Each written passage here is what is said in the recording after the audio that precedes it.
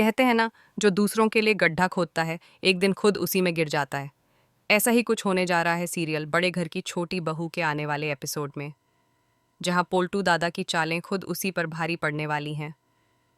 जो आदमी हर वक्त दूसरों को नीचा दिखाने की कोशिश में रहता था, अब वही आदमी अपने ही हाथों से हांडी घिसकर साफ करता नजर आएगा। घर के बाहर ढोल नगाड़ों की आवाज गूंज रही थी। हर तरफ पूजा की तैयारी, फूलों की खुशबू और लोगों की आवाजाही थी। पर हवेली के अंदर एक अजीब सी बेचैनी फैली हुई थी। चारों बहुएं माँ दुर्गा के भोग की तैयारी कर रही थीं। खुशियों का माहौल था, सभी ने मन से मिलकर प्रसाद बनाया था। भोग तैयार था, बस उसे माँ के चरणों में चढ़ाना बाकी था।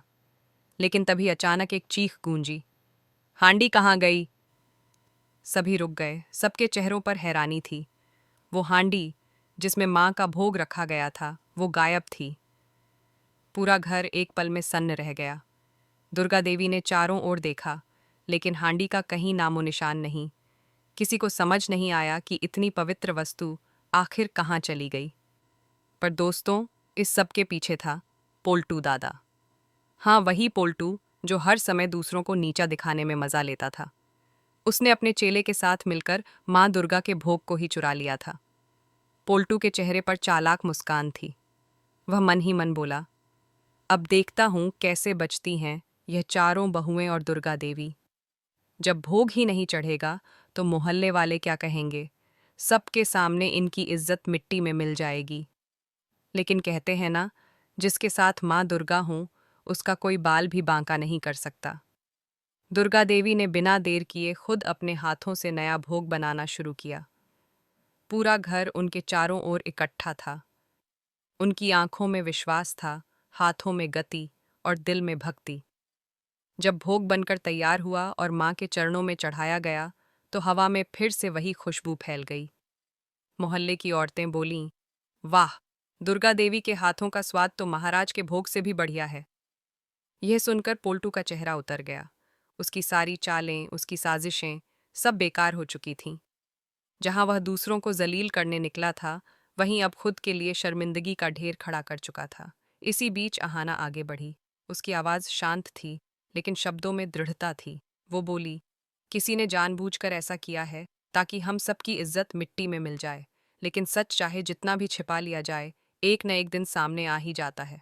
उसी वक्त टुकुन बोली, क्यों ना हम महाराज जी से पूछें, जिसने उनसे हांडी ली थी, क्या वो उसे पहचान सकते हैं? महाराज ने कहा, जी बिल्कुल, मैं उस आदमी को पहचान सकता हूँ। फौरन सबको बुलाया गया।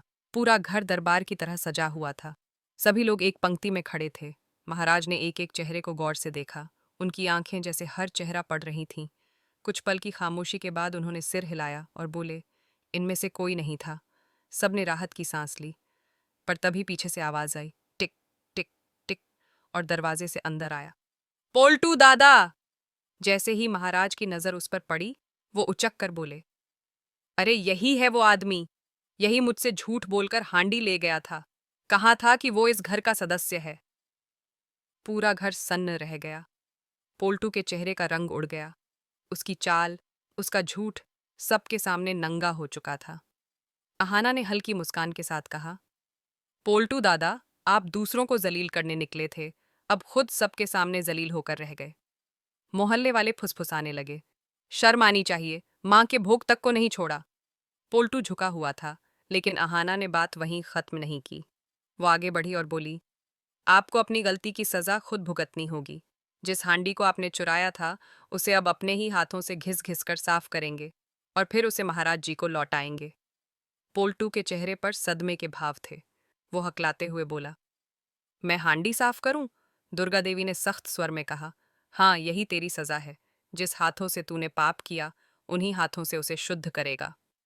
अब पोल्टू के पास कोई रास्ता नहीं था। वो धीरे धीरे झुका, हांडी उठाई और पानी के पास जाकर उसे साफ करने लगा। मोहल्ले वाले दूर से देख रहे थे।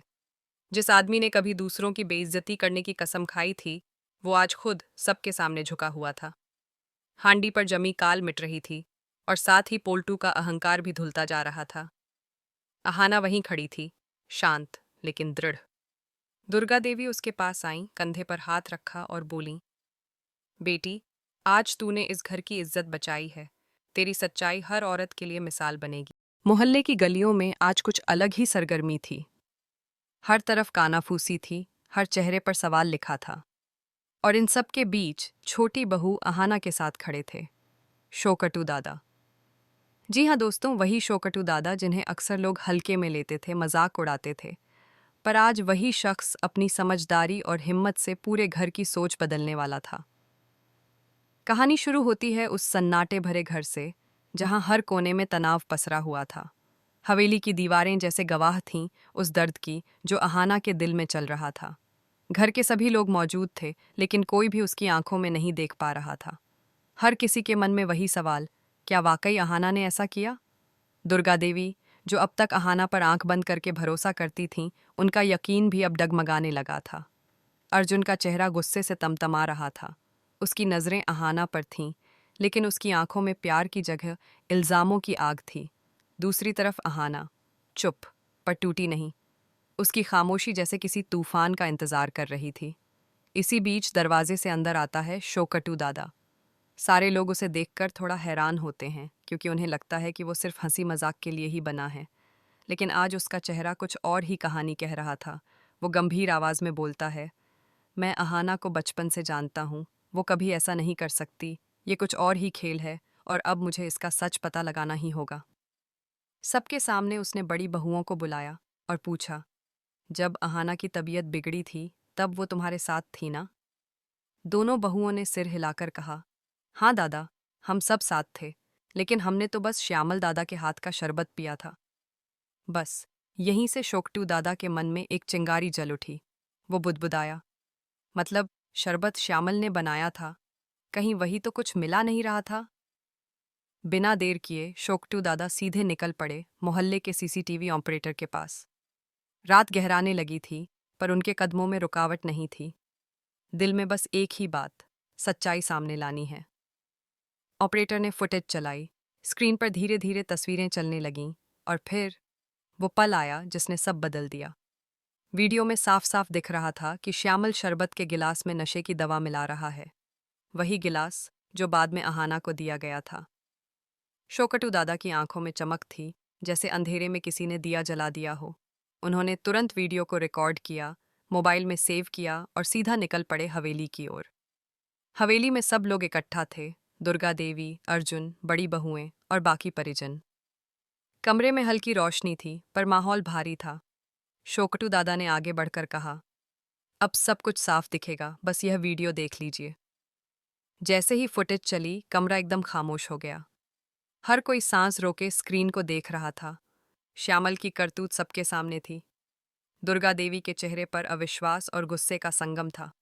वो गुस्से से बोलीं, श्यामल, मैंने तुझ पर भरोसा किया था, तूने घर की इज्जत और इस बेटी के नाम के साथ खेला। अर्जुन वहीं खड़ा रह गया, सिर झुका, आंखें नम। धीरे से उसके होंठों से निकला, अहाना, मैंने तुम पर भरोसा नहीं किया। मैंने तुम्हें थप्पड़ मारा, मुझे माफ कर दो। अहाना की आंखों से आंसू टपक पड़े, लेकिन इस बार वो कमजोर नहीं थी। उसकी आवाज में आत्मसम्मान था। अर्जुन, माफी से ज्यादा जरूरी है भरोसा, जो तुमने खो दिया। अर्जुन का गुस्सा अब पछतावे में बदल चुका था। वो आगे बढ़ा, श्यामल की ओर देखा और कहा, अब तू ही बता, सच क्यों छिपाया? श्यामल के होंठ कांपने लगे, पर शब्द नहीं निकले। अर्जुन ने उसे पकड़कर झकझोर दिया और पुलिस को बुलाकर सौंप दिया। घर में जैसे वर्षों बाद सुकून की सांस चली। दुर्गा देवी ने अहाना के पास आकर कहा, बेटा, सच्चाई को देर लगती है, पर जीत हमेशा उसकी होती है। अहाना की आंखों में अब संतोष था। वो सिर्फ बेगुनाही साबित करने वाली औरत नहीं रही थी, वो खुद सच्चाई की मिसाल बन चुकी थी। पर कहानी यहाँ ख़त्म नहीं होती दोस्तों, क्योंकि जब एक झूठ का पर्दाफाश होता है, तो कई और छिपे चेहरे भी सामने आने लगते हैं। क्या श्यामल ने यह सब अकेले किया था, या इसके पीछे कोई और भी था? यह रहस्य अब अगले एपिसोड में खुलेगा। अगर आप भी मानते हैं कि एक औरत की खामोशी उसकी सबसे बड़ी ताकत होती है, तो नीचे कमेंट में लिखिए, रिस्पेक्ट अहाना। और अगर आपको भी लगता है कि अहाना जैसी बेटियां ही हर घर की शान होती हैं, तो लिखिए, प्राउड ऑफ यू अहाना।